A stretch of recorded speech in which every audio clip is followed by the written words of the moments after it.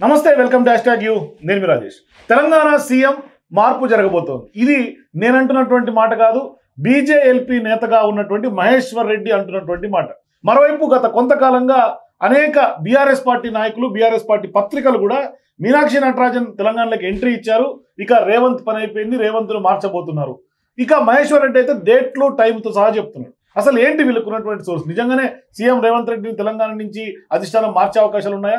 ఇప్పటికే కర్ణాటక సీఎం మార్పు అనే చర్చ కూడా ఊపందుకున్నటువంటి నేపథ్యంలో తెలంగాణ సీఎం కూడా మార్పు జరగబోతుందనే చర్చ ప్రధానంగా తెలంగాణ పొలిటికల్ సర్కిల్స్లోకి ఇన్ఫ్యూజ్ చేస్తున్నారు. అసలు ఏం జరుగుతుంది మాట్లాడదాం. మనతో పాటు సీనియర్ జర్నలిస్ట్ విశ్లేషకులుగా ఉన్నటువంటి జకీర్ గారు జాయిన్ అవుతారు. నిజంగానే తెలంగాణ సీఎం మార్పు ఉండబోతుందా డిస్కస్ చేద్దాం. సార్, నిజంగానే తెలంగాణ సీఎం రేవంత్ రెడ్డిని అధిష్టానం మార్చబోతుందా? ఏంటి అసలు మహేశ్వర్ రెడ్డి చేసినటువంటి వ్యాఖ్యల్లో ఏంటి శాండిటీ ఏంటి? ఇప్పుడు కాంగ్రెస్ పార్టీ అధిష్టానం తీసుకునే నిర్ణయాలను బీజేపీ అట్లాగే బీఆర్ఎస్ పార్టీలకు ముందుగానే తెలిసే అవకాశం లేదు నాకు తెలిసి.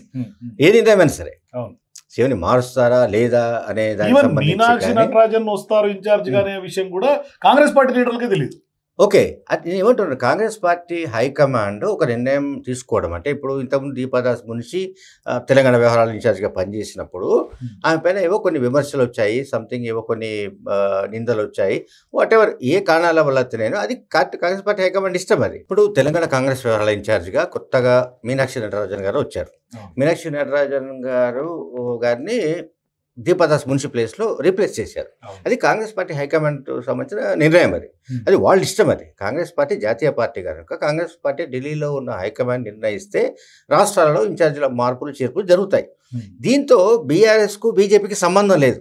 ఇంకొకటి, ముఖ్యమంత్రి రేవంత్ రెడ్డిని దించాలి, రేవంత్ రెడ్డి దిగిపోవాలి అని వీళ్ళ విష్ఫుల్ థింకింగ్. ఎవరిది? బీజేపీ బీఆర్ఎస్ పార్టీది.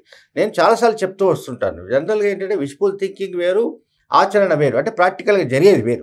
అంటే మనకు ఒక కాంక్ష ఉండొచ్చు, రేవంత్ రెడ్డి దిగిపోతే తప్ప మనము బలపడలేము, లేకుంటే రేవంత్ రెడ్డి లాంటి వ్యక్తి రోజు రోజుకు బలపడుతున్నాడేమో, రేపు ఎలక్షన్స్లో కూడా మనకి ఇబ్బంది అవుతుందేమో, కనుక రేవంత్ రెడ్డి కనుక దిగిపోతే రేవంత్ రెడ్డి ప్లేస్లో మరెవరైనా వచ్చినా కూడా మన ఆట ఆడుతుందనో మనం చెప్పింది నడుస్తుందనో అనుకునే వాళ్ళు ఉండొచ్చు. ఇదంతా కూడా విష్ఫుల్ థింకింగ్.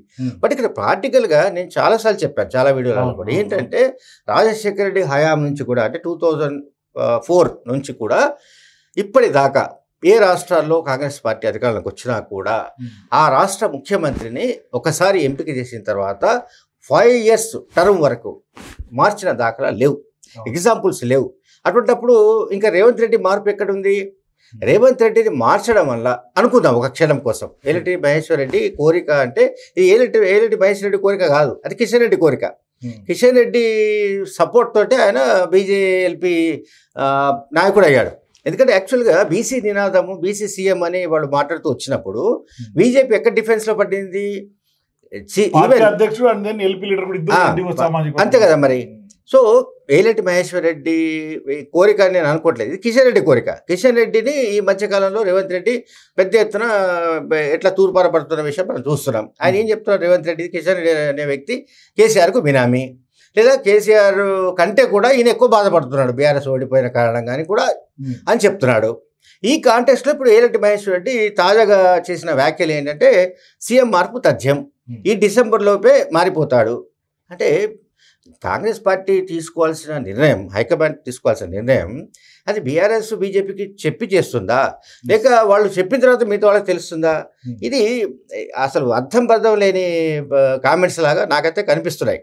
ఇది నేను ముందే చెప్తున్నాను, ఇది విష్ఫుల్ థింకింగ్. అది ఇప్పుడు సీఎంను మార్చాలి అని బీఆర్ఎస్ పార్టీ ఎంత బలంగా కోరుకుంటుందో బీజేపీ కిషన్ రెడ్డి కూడా అంతే బలంగా కోరుకుంటున్నాడు.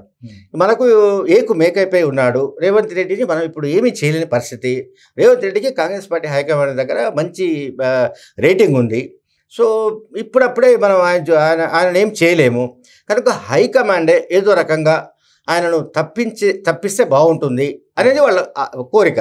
కానీ ఇక్కడ ఐసీయూలో ఉన్నటువంటి పార్టీని ఒక ఉవ్వెత్తున తీసుకొచ్చి అధికారం దిశగా నడిపించి గైడ్ చేసి ఇవాళ ఆయనే సీఎంకి కేసీఆర్కి ధీటైనటువంటి లీడర్ అని భావించినటువంటి అధిష్టానానికి ఇప్పుడు ఉన్నటువంటి 6 నెలలకో సంవత్సరంకో 15 నెలలకో లేదు నువ్వు కాదు అని పక్కన పెడితే ప్రజలు ఎట్లా రిసీవ్ చేసుకుంటారు? అసలు వాస్తవానికి ఇది ఒకసారి ఊహకు కూడా అది కరెక్ట్ గా అనిపించలేదు. నేను అదే చెప్తున్నానండి. 2004 నుంచి ఇండియాలో ఎక్కడ ఏ స్టేట్లో కాంగ్రెస్ అధికారంలోకి వచ్చినా, ఈవెన్ గుజరాత్, ఛత్తీస్గఢ్, లేకపోతే ఇంకో రాష్ట్రం ఎక్కడ వచ్చినా కూడా అది ఆ రాష్ట్రాల్లో ముఖ్యమంత్రిని ఒకసారి ఫైనలైజ్ చేసిన తర్వాత మంచా చెడ, అతను ఎట్లాంటి వాడు ఏమిటని పక్కన పెట్టండి, ఆ తర్వాత ఆయనను ఆయన వైఖరిని మార్చడం, లేకుంటే ఆయన నిర్ణయాలను మార్చడం, లేకపోతే ఆయన ఏదైతే స్టైల్ ఆఫ్ ఫంక్షనింగ్ ఉందో దాన్ని మార్చడానికి కాంగ్రెస్ హైకమాండ్ ప్రయత్నిస్తూ వస్తుంది. కానీ మధ్యలో ముఖ్యమంత్రులు మార్చే సంప్రదాయం అనేది లేదు.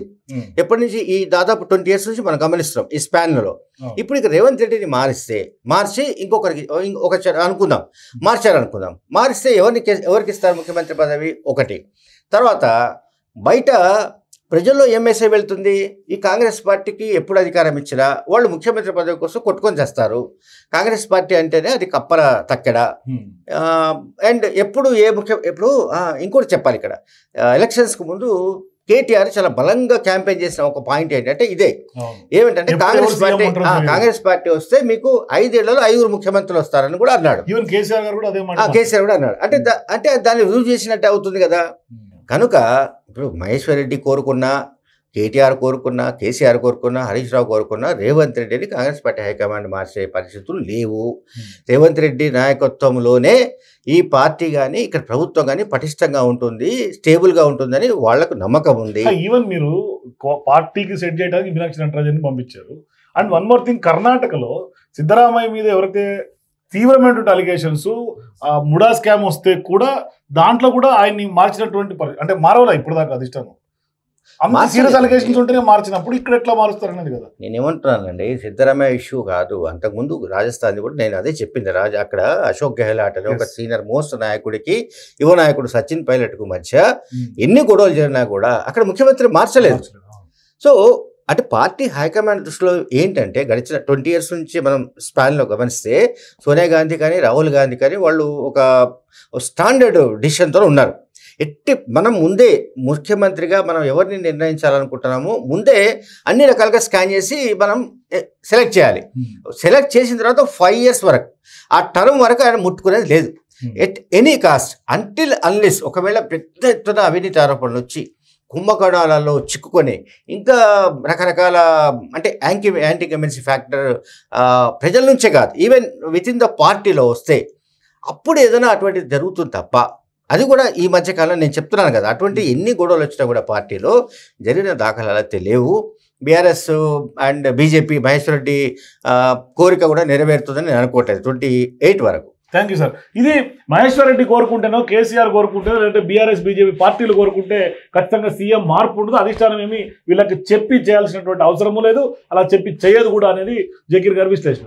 సో మీరు కూడా ఖచ్చితంగా తెలంగాణలో సీఎం మార్పు అని ఏదైతే మహేశ్వర్ రెడ్డి చేసినటువంటి వ్యాఖ్యల్లో వాస్తవం ఎంత, నిజంగా మార్పు సాధ్యమా, మీ అభిప్రాయాల కింద కామెంట్స్ తెలియజేయండి. For more videos please watch #.